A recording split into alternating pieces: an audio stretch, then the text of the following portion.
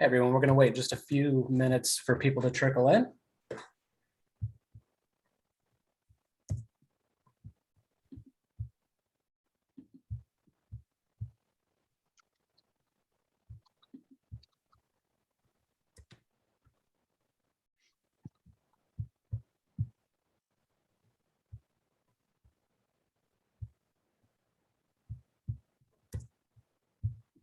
Okay, so let's go ahead and get started.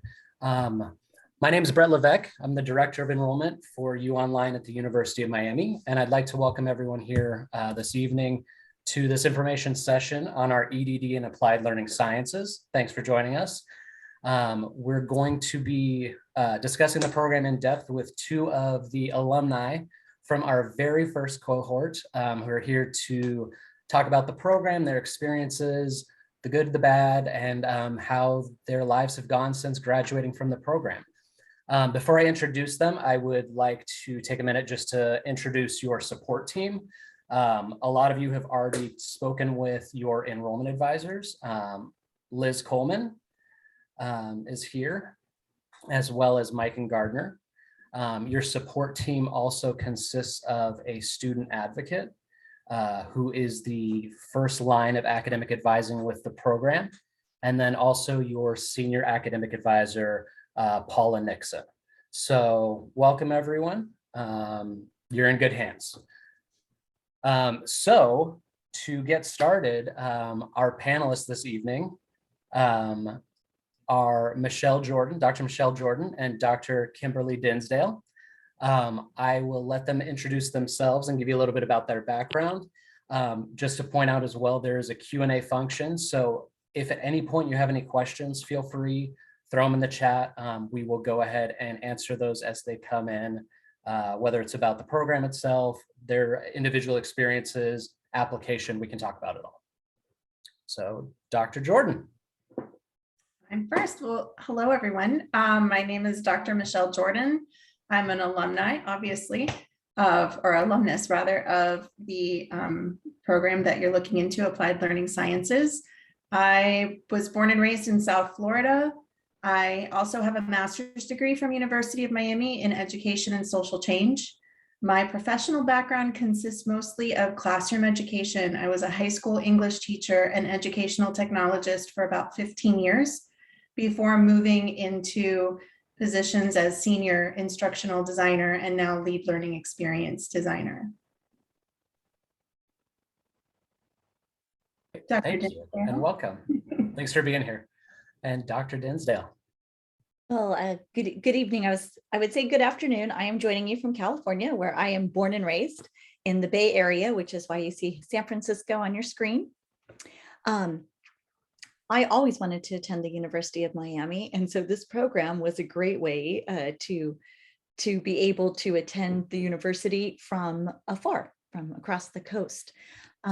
My professional background, I started in sales, worked in San Francisco in sales, and then transitioned into teaching, and then into an assistant principal role, and also into a principal role. So my main experience, I guess, as an older adult is in education. Great. Thank you so much. So my first question for both of you, and we can do this one at a time, it can be conversational, however works best for you. So why did you choose the University of Miami and the online EDD program? And what set it apart from whatever the other programs you were considering? I know, Dr. Dinsdale, you said you've always wanted to go to the U, so. All right, okay, well, I'll segue in and start there. So I had a master's as well in cross-cultural education, and I can't say that I at first was thinking of getting a doctorate, but at the time my daughter had gone to college, and when I was sitting there at her goodbye ceremony, I thought to myself, well, this looks like a lot of fun. Maybe I could teach at a college level. And my husband saw that USC in Southern California had a program, and since I had always wanted to attend the University of Miami, I quickly got on the computer, and as luck would have it, they had just announced their inaugural cohort. So it was truly meant to be. And so that was one main reason.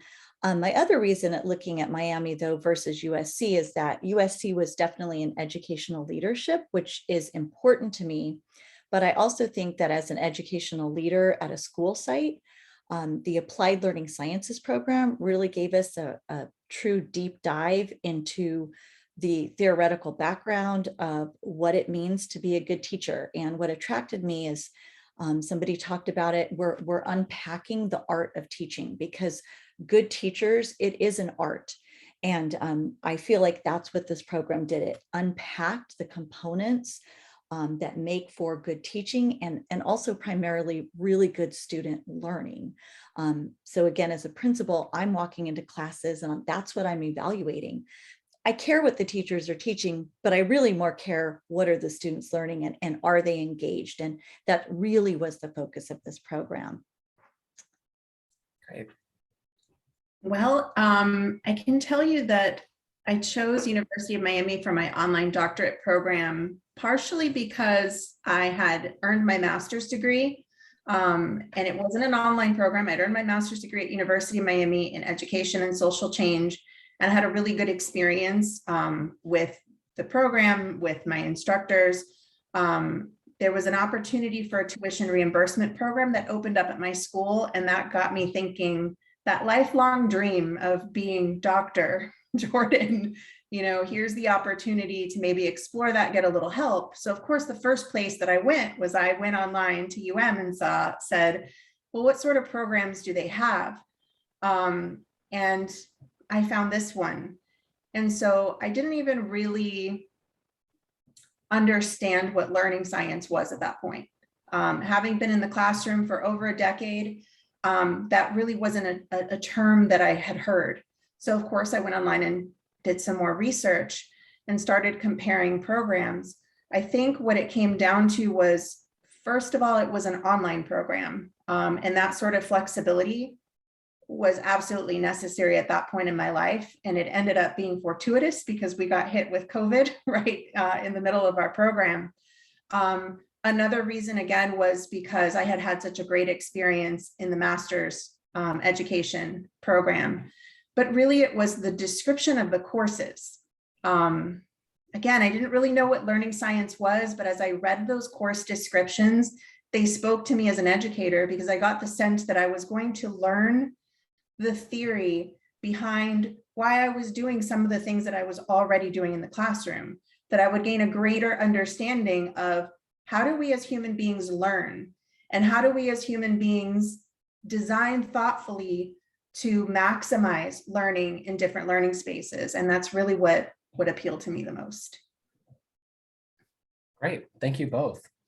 And I know both of you briefly mentioned this in your introductions, but since graduation, can you tell us a little bit about how your career trajectory has gone? Have there been changes?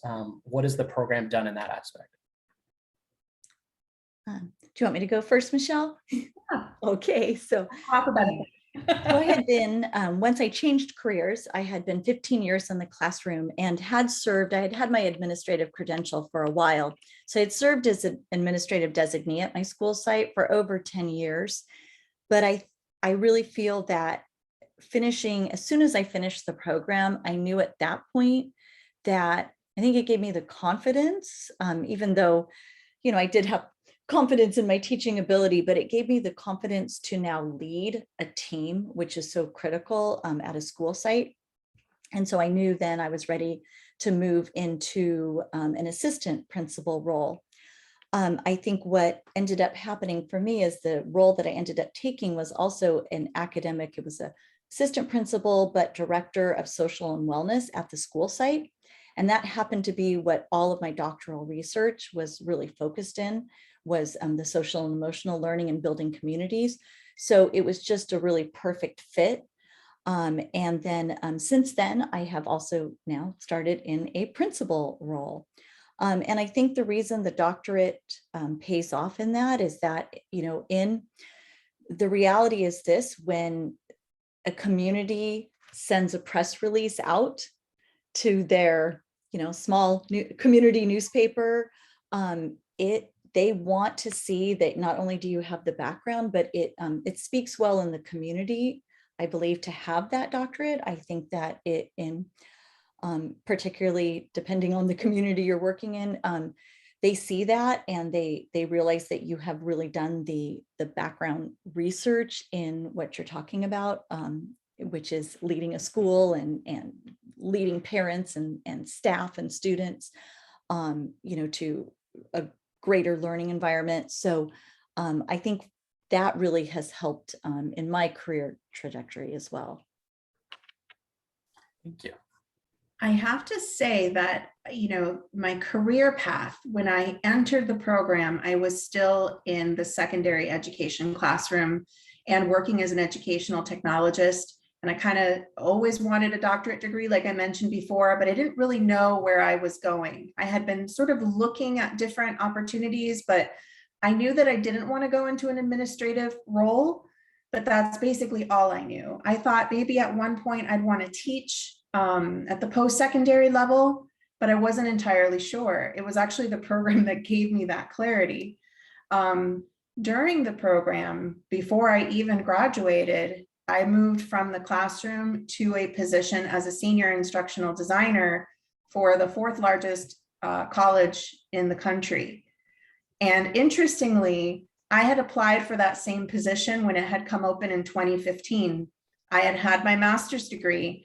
The only thing different was I was almost done with this program. Experience was the same, job was the same. That was it. I was in that role for a little over a year when an email came across my desk from a company that I really admired. I had said for a long time, if I ever leave academia, it will only be to work for this company. Their values align very closely with mine. They do a lot of good work in the world. And that email came across my desk this January. And my hiring process was very, very quick. As a matter of fact, the position that came across my desk was for a senior level position, which I viewed as a lateral move. And the recruiter explained to me that I was overqualified for that position, that I needed to be a lead in learning experience designer. So the impact of that degree, I felt in my life before I was even done with the degree. And it's just been just over a year since graduation, and I'm already in a position that is really my dream job. Great. Thank you both. And honestly, congratulations to both of you on the huge changes that you've made professionally since completing the program. It's really exciting. So being that this is an online program, a lot of people are probably concerned about their ability to interact with their faculty. Can you talk a little bit about that as to how your interaction worked with faculty, the support that you felt, if there was anything that really stood out throughout the program? Well, I'll start, and I would say that I was, more than pleasantly surprised. I felt that the feedback, the time spent with me, with the faculty at University of Miami, they could not have been better.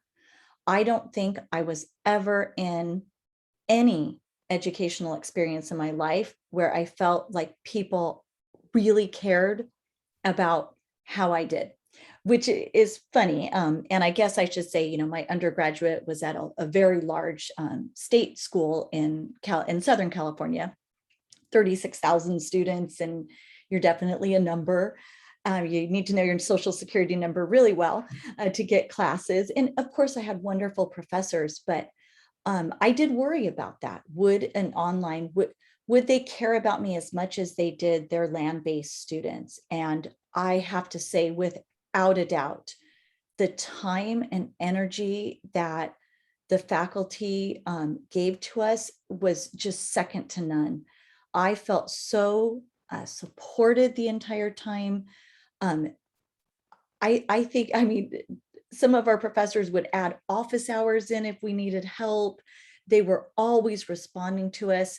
That I would take that worry completely off the table because they were absolutely amazing.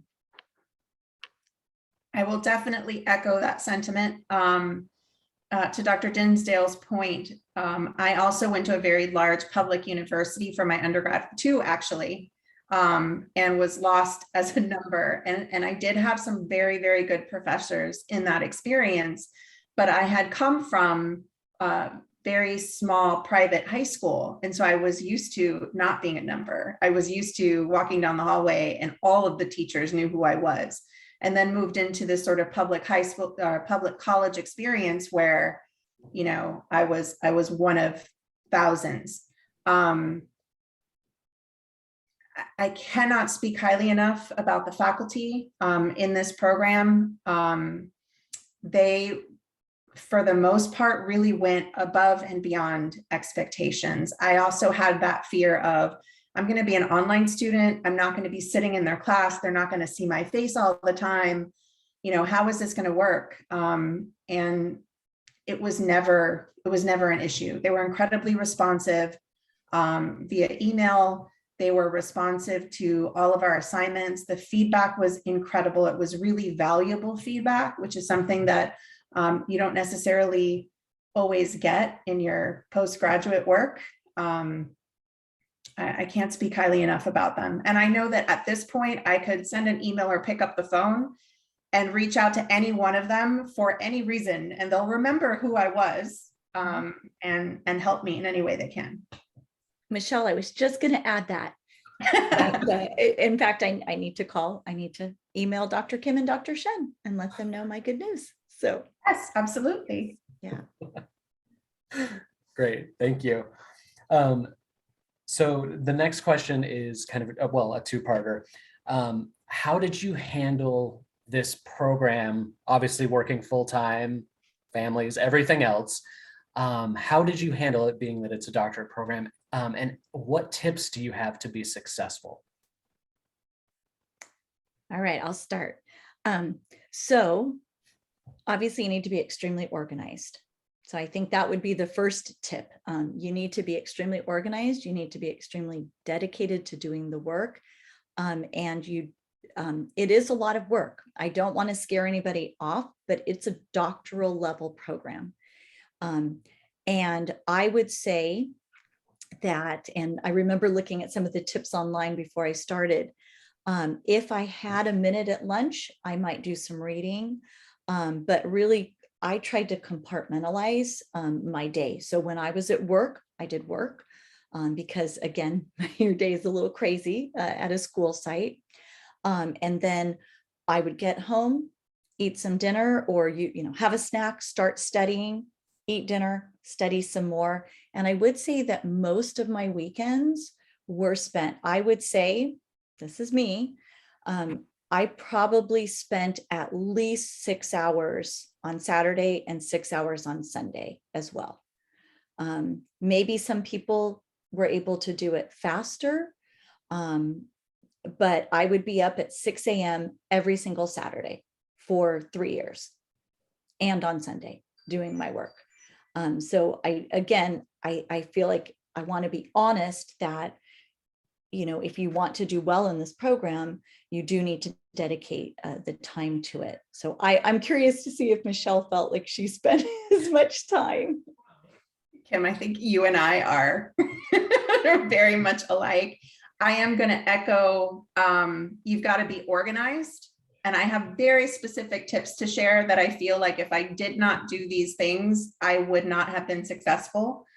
My first tip is whatever cloud service you use that has file storage, whether that's Google Drive or I think Microsoft 365 is available for UM students still.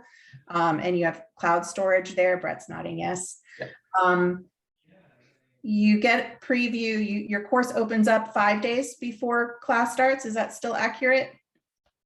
On that day, I would highly suggest block out an hour or two, create a folder for the class, create a folder for each week, title it with, follow the syllabus with what it is. And then that weekend, spend some time looking for all of your readings and saving it to the folders week by week. That was a huge help to me. And in certain cases where some of my some of my cohort were having difficulty finding a document, I was like, oh, I got it, because I did that, 4 weeks ago. That was really helpful. Share your materials with your cohort. Hey, you need this reading. I spent some time doing it. I know that Dr. Dinsdale shared her schedule. I could tell you that there's no way that I could really come home at night consistently after a day in the classroom dealing with students and after school dealing with teachers, to come home and have the clarity of mind. That's how my brain works. So I would say, know how your brain works, know when you're at your best. That compartmentalization is absolutely necessary when you're at work, and carve out your time. So for me, although I'm not a morning person, my brain works best in the morning. So sometimes I would have to wake up at 3:30, 4 o'clock in the morning so that I could have 2 hours of absolute quiet and no distraction, and I would get tons of stuff done.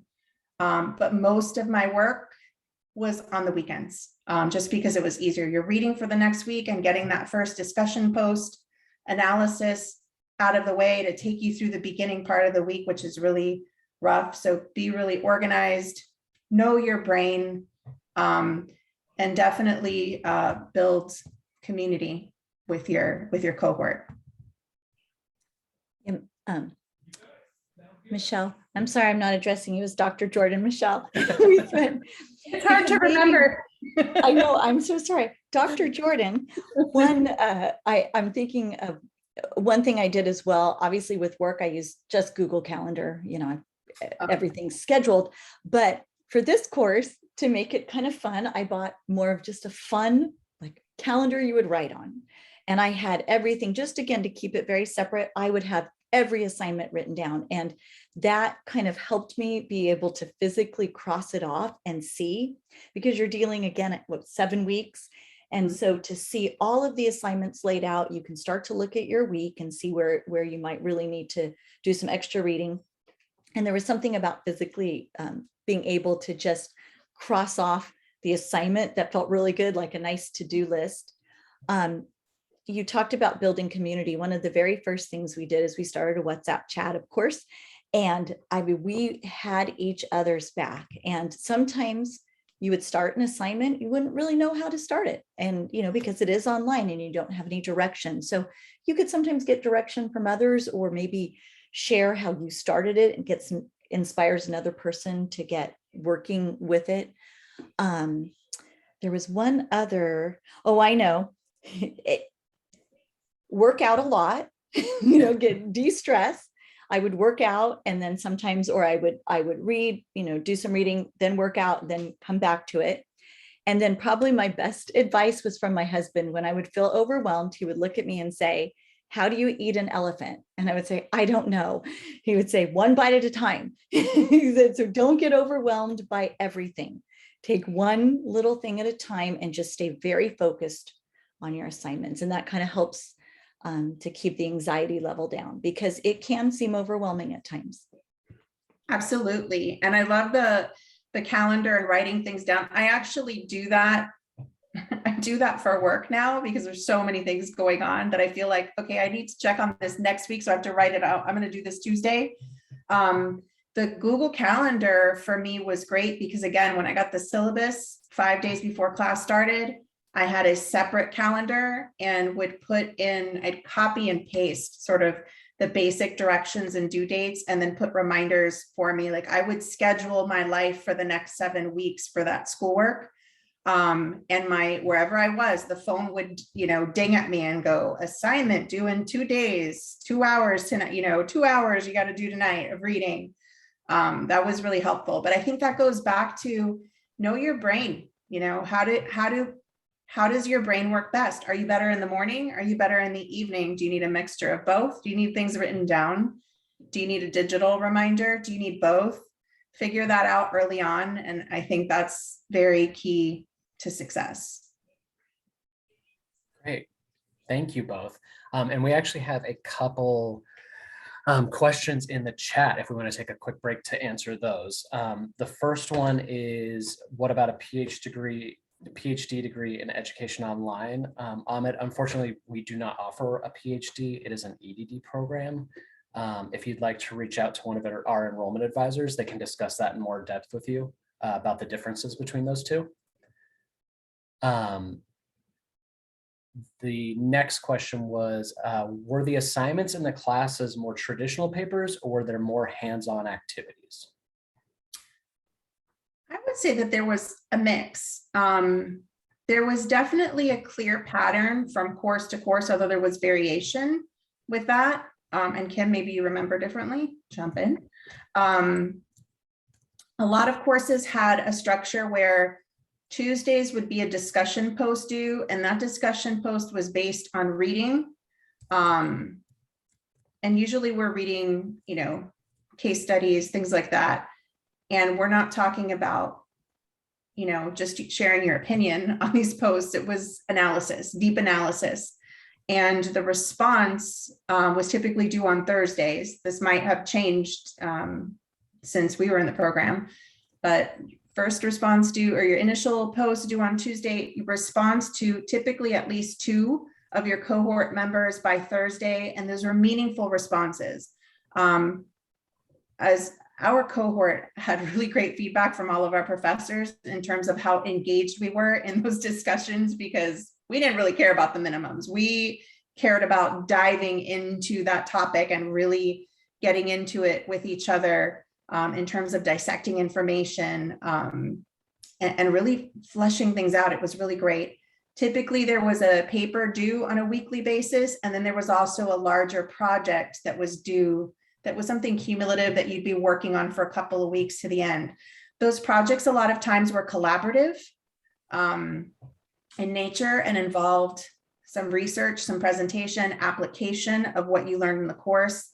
I want to take a moment to talk about collaboration. I am not necessarily the student that says, "Ooh, yay, collaboration, group project." I'm usually the student that gets stuck doing all the work, right? So that was not, I'm sure Kim is the same way. That was not really exciting to me, but I have to say that building community with your cohort and being in a program that is rigorous brings with it a type of student typically that is a joy to work with in collaborative projects. I learned and grew so much through collaborating with my peers that when I went into the program, my thought for my capstone was an individual project. And I was not even a year in and said, I'm going to be collaborating with people on this project. It's going to be better. I'm going to learn more. I have cohort members who have strengths where my weaknesses are. So there was a nice mix of truly academic work, lots of writing, responding, but also group work, collaboration, presentation, building, and giving. Right. And I'll add to that, Dr. Jordan. So I actually, it's shocking, I actually like collaborative projects. Of course, with, I had a time difference as well, being on the West Coast. And so I'm thinking of 2 examples where we had collaborative projects where again, hands-on. I mean, when I think of hands-on, I think of a STEAM project. We can't necessarily build something, but definitely we were building presentations together. One of those we worked at, and I wanted to add too, some of the courses are design courses. And so, yes, you have some traditional papers, but we designed a workplace learning opportunity. We designed one of our courses, we actually designed a course as if it was a college level course. And then also an informal. So there is a lot of design in that, which I tend to really enjoy. I remember in December, because I had my students up in the mountains at science camp. And that month we collaborated. I think there was 4 of us on the group. I did spend 300 hours on Zoom with that group in that 7 weeks. Because of just the amount of work with the program and making sure that we had a really good product. Another project I did, And I think, again, this just speaks to the scope of who you're meeting in this program. One of our cohort members was in Africa working for an organization. And then another one of our cohort members is an officer in the Army, and he was in North Carolina. And I was paired up with those two. And so, we looked at our schedule and said, okay, when's this going to work? And they're like, Kim's going to need to get up at 6 a.m. on Saturday, which was fine because I was anyway. So it was 6 a.m.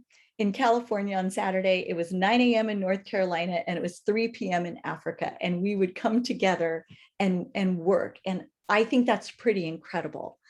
And so I think, again, just the influence of people that are having these different experiences and coming together to collaborate, it's pretty awesome. I want to build on something you said there, Kim, because it's applicable to potentially life after the program. That project, I remember that project. Of course. That way of figuring out that practical experience of having to work with people in 3 different time zones is my life now. My immediate team, we're on the East, we're in Eastern Standard Time, we're on Central Time. I have a team member that's in Southern California that this week happens to be in the UK. I have trainers that I deal with who are in New Zealand and Australia, and we're collaborating on these projects. That's really my job, is very project-based and incredibly collaborative. And you have to learn how to work around all of these crazy time zones and the different ways in people work. And the program really did a great job of preparing me for what I'm doing right now in that regard. But yeah, there was a lot of design work, which was great. And that's also how, we really, Kim, that project was how you and I really became friends. Fast friends. Fast friends. And that project, you live on Zoom. I mean, these people see, I'd be on Zoom all day sometimes with my team, and we'd be like, all right, we're going to take a 20-minute meal break. We're just going to leave the Zoom on, just mute and turn off your camera and come back. And you really develop these very deep, lifelong friendships in these collaborative projects. It was awesome. And this coming from somebody who's traditionally not really liked working on collaborative academic projects. Great, thank you. And yeah, when you go through that much together, definitely lifelong friendships for sure. Rose asked, how important do you think already having a career in education played in your success? And how did obtaining your EDD help accelerate that? And also, are there any highlights that you can share that you didn't expect or anticipate during the program? It's probably a lot. Yeah, I think we're gonna have to break that down. They were part of the first cohort, so they. Yeah. So first question, can you repeat that again, Brett? Yeah. So how important was it already having a career in education? Mm-hmm. And how did obtaining your EDD help accelerate that? You don't necessarily have to be in education or a K-12 educator to be in the program, but did you find that was helpful? Kim, do you want to? Yeah, I'll start in. I think when you look at the entire scope of the program itself, it is focusing on student learning, but also adult learning, because again, I think one of the goals of the program is to graduate people who can go and be trainers. They can lead schools, they can design instruction, work with curriculum. So I would say that with maybe some of the theory classes at first, it may have been helpful to kind of be in a classroom and understand. But I can say about half of our cohort wasn't coming from education. I mean, we did have principals and educators, but there were also, again, people that worked with World Aid and worked in the Army and worked in different areas. And so I think that when you write your papers or you apply what you're learning, you apply it to your workspace. So if you are designing curriculum or working as a trainer, that would be how you would kind of come in and approach your papers. Yeah, to add to that, I think having a background in education in some instances gives you a little bit of a leg up just for lingo, because you understand a lot of the research that you read. These studies are typically done on children. It's pedagogical research very heavily. So, and so having that experience, you know, being a K through 12 teacher can be a little bit helpful there, but I don't think it's a huge impediment to not have an education background. So again, we did have a few members in our cohort that had no experience with training or as educators at all. And they did very well and graduated along with us. And what was the second part of that question, Brett? Yeah. It was just if there was anything that you didn't expect or that kind of surprised you about the program. Like I said, you were part of the first cohort, so I know that Yeah. it was all a little bit unexpected as it went along. And that was Yeah. the expectation. Yeah, definitely. But, you know, I kind of like that because I personally, I like the fact that we were changing and kind of growing with it. I enjoy that. But no, I wouldn't say, I think honestly, what surprised me the most was how caring I guess I just really thought that being in an online program that, you know, we would be a second thought. You know, I don't know. I just kind of assumed that. And that was we were not. I mean, I felt so supported and included in, you know, I felt like I was going to Miami and I'm across the country. And so I love that. I mean, even some of our professors, you know, they would show up to our office hours. I'm thinking Dr. Kibler, Mhm. some other, they would they'd have their U stuff on, or if they didn't, as soon as it was office hours, oh, let me come right back. I mean, and then put their, you know, it was just a feeling that you get. And they're just really excellent educators. And I think that that's important because there are a lot, you know, I see them on TV, there's a lot of programs out there, but I don't think you're going to get this level of expertise from many programs, because it truly is the people that are working, you know, at Miami, a land-based, I guess we could call it classroom-based program. Many are your same professors. And so they, you know, and it's kind of fun for them as well to get an online perspective versus the classroom, because now they're meeting people from all over too. So I think that was my biggest surprise, is just how wonderful it was. I think, you know, we went in expecting for us to be contributing to shaping the program a little bit, since we were the first cohort, and expecting that things wouldn't necessarily run completely smoothly because of that. So because those expectations were sort of managed, there weren't really big surprises, but I will say a big worry of mine in doing an online program, although I'm an organized person, I was always a good student. I was really worried that I wouldn't be able to have the self-discipline to get through a completely online doctoral program. And so what I was surprised by was not only the support of the faculty and the bond that develops with our faculty, but that bond that developed with our cohort. And that really, you get into it, you get out of it what you put into it. I would say I was really surprised by the level of friendships that I developed during this totally online program. I mean, when we finally met in person, some of the people, Biltmore. Yeah, at the Biltmore. Some of the people in the program, Kimberly, Trish, and some others, like, we had just been through the trenches together, and we accomplished this huge thing for ourselves, and we had never been in the same room. So when we had finally met each other in person, it was just so overwhelming and wonderful. So I was most surprised by the deep relationships and the support that I received from my cohort. And I kind of want to stick this in there because I forgot to mention it before, recommendations.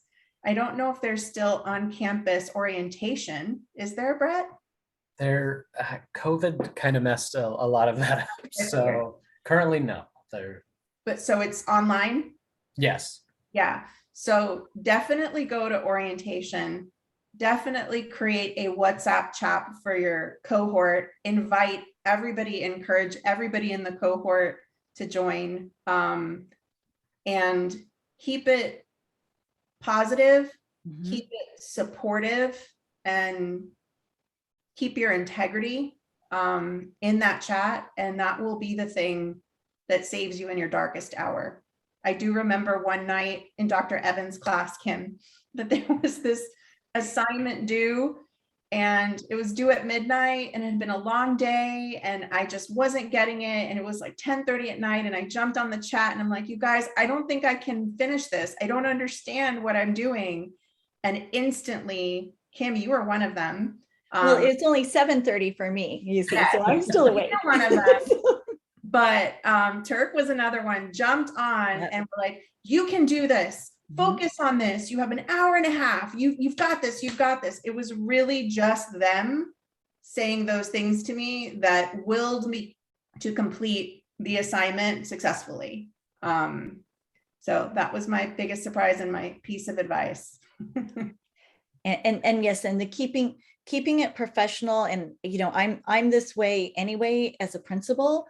I said, you can have a concern, but you need to bring me a solution. So, and I think that's how we kept it very professional as well, is that to not have it just your WhatsApp chat be complaining. It has to be, I have an issue, I need a solution.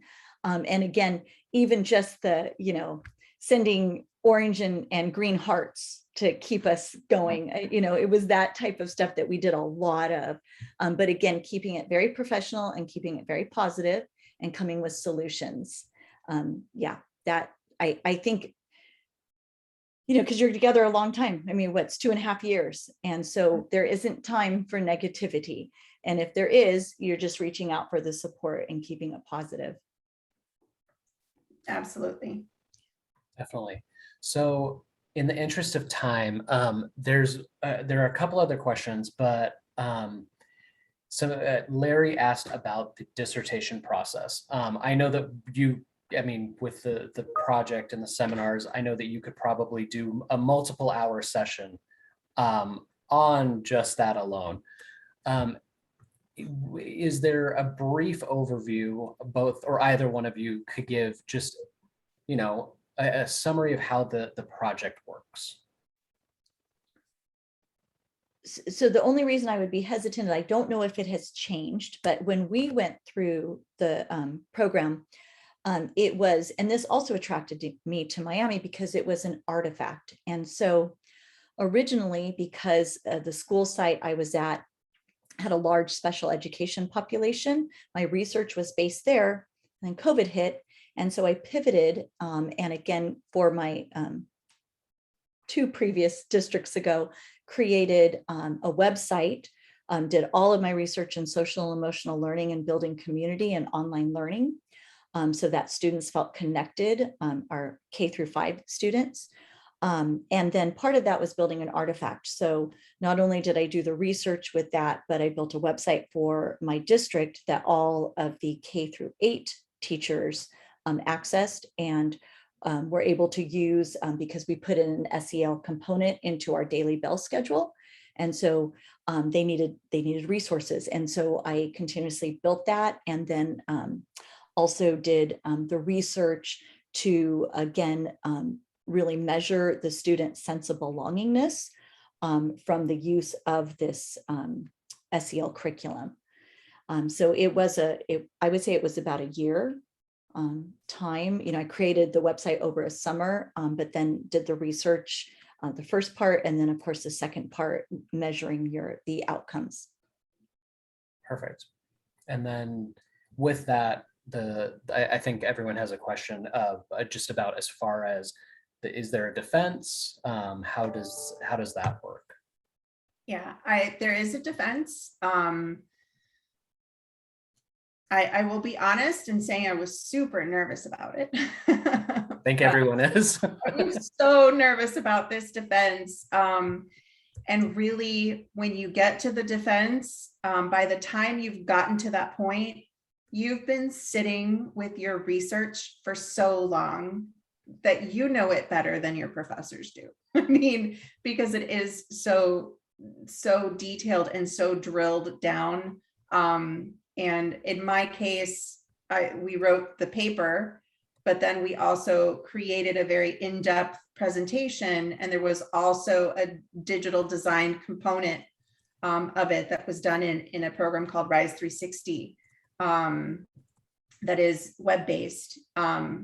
After building all of that, when you get to defense, you're presenting your work that has been your work for months, and your advisor is going to help you, your chair, I'm sorry, is going to help you along the way and make sure you're prepared for that defense. So yeah, there's a defense. Don't worry about it. You're excited. I mean, you have worked so hard. To me, I was nervous, but I was so excited because again, it's your, it like the back of your hand, and you are ready to present it to somebody. I mean, that's what you want to do with good work. You want to be able to share it with somebody. Especially with somebody that understand your work, they can ask you pointed questions, and you will get feedback along the way to help direct your research. It's a huge growth process, and it's a wonderful, wonderful opportunity really to defend. Great. Thank you both, and thank you for your answers to all these questions.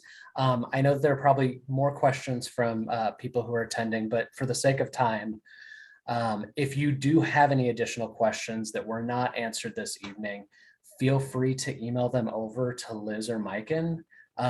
We will get you the answers. I will personally reach out to Dr. Jordan and Dr. Dinsdale if we're not sure, and we'll make sure that everyone gets the answers to their questions going forward. So next steps, if you do decide to move forward with the program, Liz and Mikan will be able to help you. She just put her email in the chat as well with the application instructions, the transcript, resume, personal statement. There's 3 letters of recommendation with your online application. And then if you're using financial aid, your FAFSA, but our enrollment team can help you with all of that process. And then the final deadline for the September 5th start is August 15th. So if you are looking to get started, you do have a little bit of time. The application, other than the letters of recommendation, you could probably get completed in about, I'd say 45 minutes to an hour. It's definitely something you can knock out pretty quickly.